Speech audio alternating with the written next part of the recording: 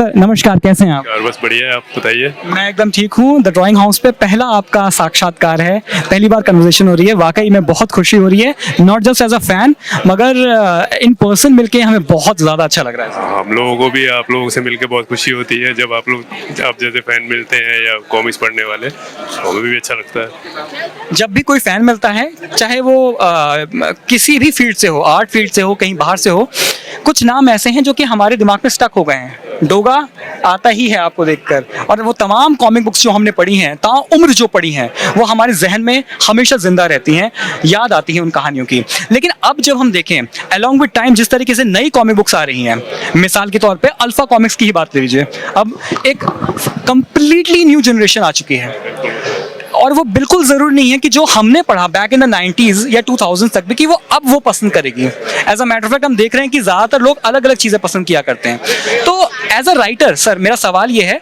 एक राइटर होने के नाते आप क्या चेंज देखते हैं, क्या ट्रांजिशन है पहले की राइटिंग में और अब की राइटिंग में? भाई थोड़ा बहुत फर्क तो आता ही है, स्टोरीज तो वही रहती है, कंटेंट थोड़ा सा बदल जाता है आज के टाइम के हिसाब से। जी।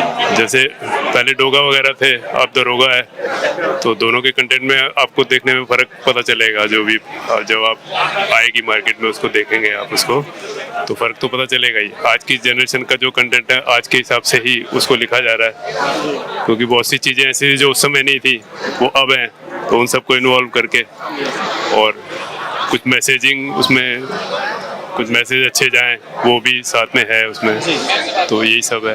अब देखिए प्लानिंग में तो कई स्टोरीज आ रही हैं। अब दरोगा आपने पढ़ी है, उससे दरोगा अभी आएगी, उससे पहले बटलर वगैरह बावर्ची के नाम से एक और मैंने करेक्टर दिया, संजय जी कर रहे हैं उसको प्लान। हाँ, for alpha ji. Sanjay ji plan कर रहे हैं नई नई कॉमिक, तो उसके साथ मैं राइटिंग उसमें दे रहा हूँ। तो कंटेंट हम लोग बहुत मतलब ऐसा लेके आ रहे हैं जो आज की जनरेशन के हिसाब से मतलब बेटर लगे, अच्छा लगे। हालांकि जनरेशन के हिसाब से हमारे कंटेंट बदलते रहते हैं, चाहे डोगा हो या अब आज की डेट का दरोगा हो या बावर्ची हो, कुछ नयापन उसमें लगना चाहिए, और बाकी चीज़ें तो जो उसमें होती हैं कॉमिक्स के अंदर वो है ही है। बाकी संजय जी का मेन इसमें है। मैं शायद ये कहूँ तो गलत बिल्कुल नहीं होगा कि कहीं ना कहीं ना केवल राज कॉमिक्स से बल्कि संजय सर का जो कंट्रीब्यूशन भारतीय कॉमिक जगत के लिए रहा, बहुत बड़ा इन्फ्लुएंस रहा। आज के जो राइटर जो आर्टिस्ट आ रहे हैं, सभी की जुबान पर वो नाम तो होता ही है। संजय जी तो पितामह है कॉमिक्स के तो हम लोग तो साथ साथ चलते हैं, तो हम लोग सपोर्टिव है एक तरह से।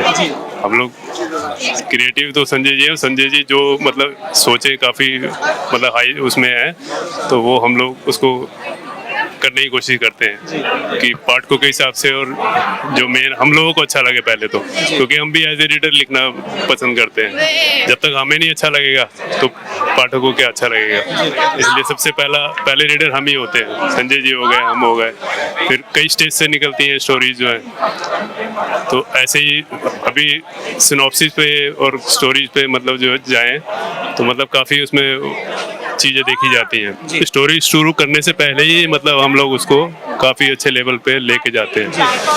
तरुण सर का जो साथ रहा है राज कॉमिक्स से, वो ऐसा है जैसे कि हमेशा से सूरज और रात जो कि पृथ्वी के ही चारों तरफ घूम रहे हैं, और हमेशा से इनका एक ऐसा बंधन बंधा हुआ है, ऐसा संबंध है जिसको कभी तोड़ा नहीं जा सकता, जिसको कभी अलग नहीं माना जा सकता। एक कैरेक्टर की बात नहीं है। अब तो हमारे सामने अल्फा कॉमिक्स नामक ये जो नया पब्लिकेशन आया है, इसकी तरफ हम तो देखेंगे ही, लेकिन नई जनरेशन खास तौर से देख रही है और जानना चाहती है इसके बारे में, जानना चाहती है कि चहल पहल कौन है, जानना चाहती है कि आने वाला दरोगा कौन है, जानना चाहती है कि गंगा कौन है। तो आखिर जब हम लेखनी की बात करते हैं और तरुण सर की लेखनी की बात करते हैं, तो क्या आप बताएं, क्या कहना चाहिए? जैसा कि तरुण कुमार वाही सर का नाम है, तरुण यानी कि वो हमेशा ही जवान रहेंगे। तो आज से 37-38 साल पहले जो वो लिखते थे, आज भी इनकी जो लेखनी है वो जवान ही है। अब नए समय की जो हम कहानियाँ अल्फा में निकाल रहे हैं, और जैसे तरुण कुमार का सबसे जो मजबूत पॉइंट है वो उनके डायलॉग हैं, जो उनके अंदर की जो आग है वो उस डायलॉग से निकालते हैं। तो वो उसी को हम अल्फा में लेके आना चाहते थे, जिसके लिए वाही जी से मैंने संपर्क किया। और सबसे पहले हमने बावर्ची करके एक कैरेक्टर है, द कैनिबल शेफ, वो वाही जी से लिखवाया।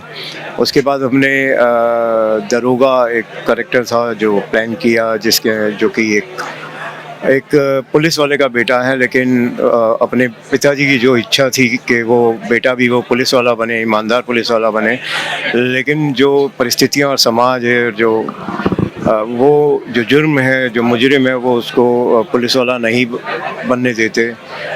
और उसके बाद वो देखता है कि इस दुनिया में जो भी कुछ जुर्म पैदा हो रहा है वो या तो मुजरिम पैदा कर रहे हैं, और अगर उस जुर्म को ख़त्म करना है तो पूरे मुजरिम जो जो पूरा संसार है मुजरिमों का, उसको ख़त्म करना पड़ेगा, जिसके लिए बनना पड़ेगा सबसे बड़ा मुजरिम। तो वो दरोगा बन के अपने पिता की इच्छा को पूरा करने के लिए वो वर्दी पहनता है, और वर्दी पहन के वो जुर्म को ख़त्म करने निकलता है मुजरिम बन के।